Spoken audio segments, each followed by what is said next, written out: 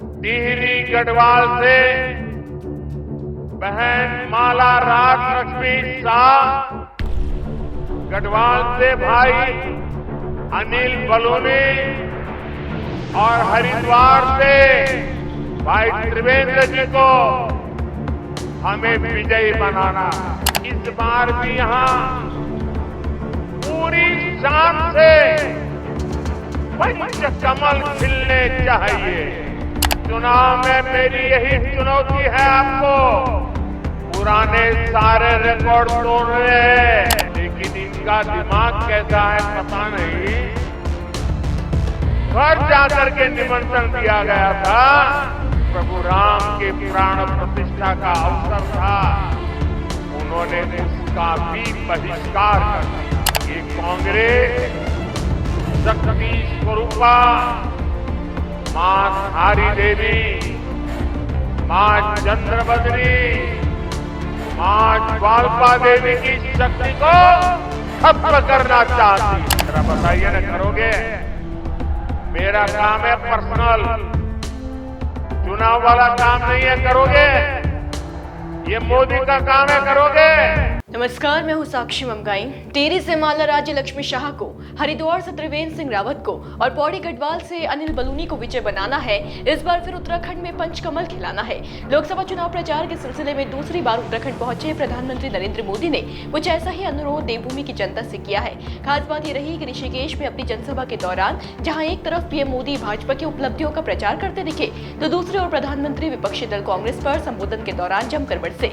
PM ने कांग्रेस से राम मंदिर का न्योता ठुकराने के लिए घेरा, विपक्ष पर उत्तराखंड की आस्था को नष्ट करने की साजिश रचने का आरोप लगाया और साथ ही कांग्रेस को मां गंगा के अस्तित्व पर सवाल उठाने वाली पार्टी भी करार दिया।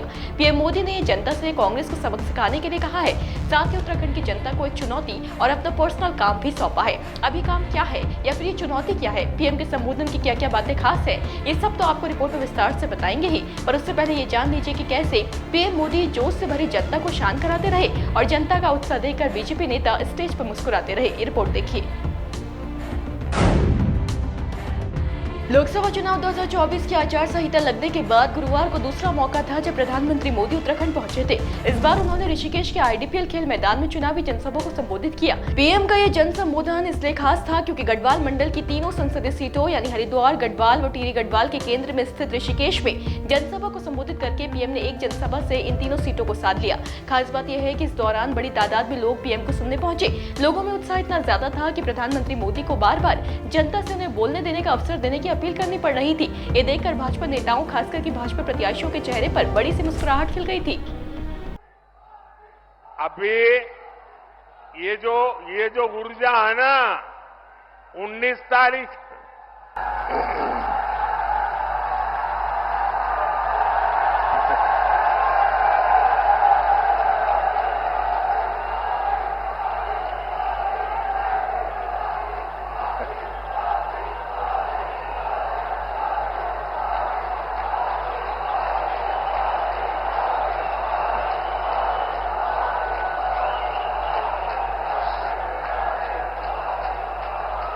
साथियों, ये जो ऊर्जा है ना, वो 19 तारीख तक हमें काम में लगाए रखनी है।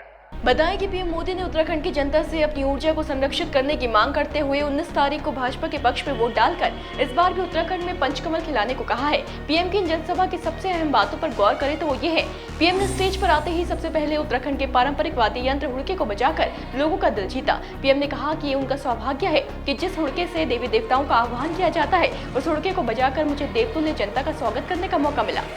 और हुड़का का नाद देवताओं का आवाहन करने में ऊर्जा देता है।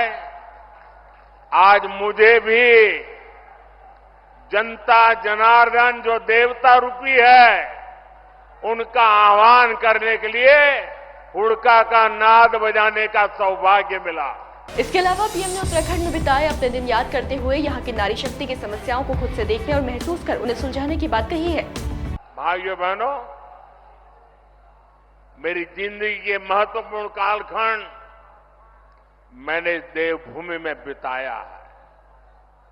मैंने खुद देखा है, गढ़वाल हो या कुमाऊं, माताओं बहनों का पूरा समय लकड़ी, पानी और पशुओं के चारे के इंतजाम में ही खप जाता था।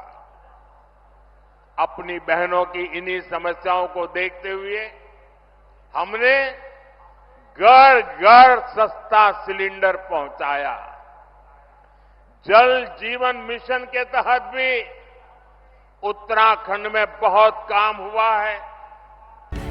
यही नहीं, पीएम मोदी ने भाजपा सरकार में उत्तराखंड के पर्यटन, चारधाम यात्रा, आदि कैलाश और ओम पर्वत यात्रा को मिल रहे बढ़ावे का जिक्र भी अपने संबोधन में किया। 55 लाख से ज्यादा श्रद्धालुओं ने उत्तराखंड की यात्रा की। पिछले वर्ष ही मैंने मानस खंड में आदि कैलाश और ओम पर्वत की यात्रा की थी। लोगों को हिमालय में स्थित ऐसी अलौकिक जगहों को देखने का अवसर मिला, तब वहां भी सैकड़ों यात्री पहुंचने लगे हैं। पर्यटन का ये विस्तार सिर्फ एक सेक्टर का विस्तार नहीं है। पर्यटन बढ़ने का मतलब है रोजगार के ज्यादा से ज्यादा अवसर। इस सब के अलावा प्रधानमंत्री मोदी ने यह भी कहा कि मोदी सरकार न होती तो वन रैंक वन पेंशन कभी लागू न होता। साथ ही हमारी सरकार ने आतंकवाद को पैर पसारने से रोका है। आज सेना हाईटेक तरीके से काम कर रही है।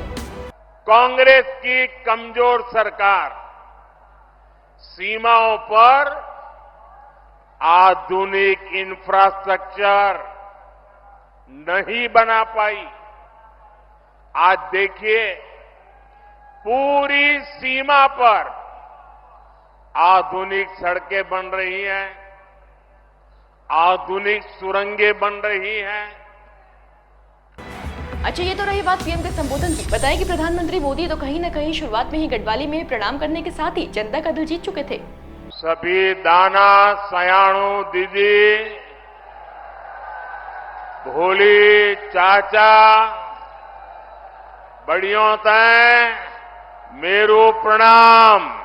तो जैसा कि आपने सुना, हमेशा से खास अंदाज में जनता से रूबरू होने वाले प्रधानमंत्री नरेंद्र मोदी एक बार फिर भाषा के माध्यम से लोगों के साथ नाता बांधते हुए नजर आए। दिलचस्प बात यह है कि जितनी मीठी बोली पीएम ने जनता के लिए प्रयोग की, उतना ही तीखा बोलकर वे विपक्ष पर बरसे। प्रधानमंत्री नरेंद्र मोदी ने कांग्रेस पर तंज कसते कसते कई आरोप भी लगाए। कहा कि अयोध्या राम मंदिर के लिए संघर्ष करने वालों ने कांग्रेस की गलतियां माफ की, उन्हें निमंत्रण भी घर जाकर दिया, लेकिन उन लोगों ने प्राण प्रतिष्ठा का ही बहिष्कार कर दिया। पीएम ने आरोप लगाया कि कांग्रेस उत्तराखंड की आस्था को खत्म करने की साजिश रच रही है। मां धारी देवी, मां चंद्रबदनी, मां ज्वाल्पा देवी की शक्ति को खत्म करना चाहती है। कांग्रेस ने गंगा के अस्तित्व पर भी सवाल उठाए हैं। कहा है कि हर की पैड़ी गंगा नहीं, एक नहर के किनारे बसा है। इन्हें उत्तराखंड के लोग सबक सिखाकर रहेंगे। वही कांग्रेस है जो कहती रही है कि हर की पौड़ी में वो मां गंगा के किनारे पर हर की पौड़ी नहीं है। ये क्या कहते हैं? एक नहर के किनारे बसी है। अब ये गंगा जी के अस्तित्व पर सवाल उठा रहे हैं। तो प्रधानमंत्री ने ऋषिकेश के मन से कांग्रेस को घेरने में कोई कसर नहीं छोड़ी। अब आते हैं इस सवाल पर कि पीएम ने जनता को क्या चुनौती दी है और अपना कौन सा पर्सनल काम सौंपा है। बताया कि पीएम मोदी ने चुनौती देते हुए लोगों को इस चुनाव में रिकॉर्ड तोड़ने की चुनौती दी है, सारे बूथ जीतने को कहा है। वही रही बात पर्सनल काम की, तो जरा इसे सुनिए।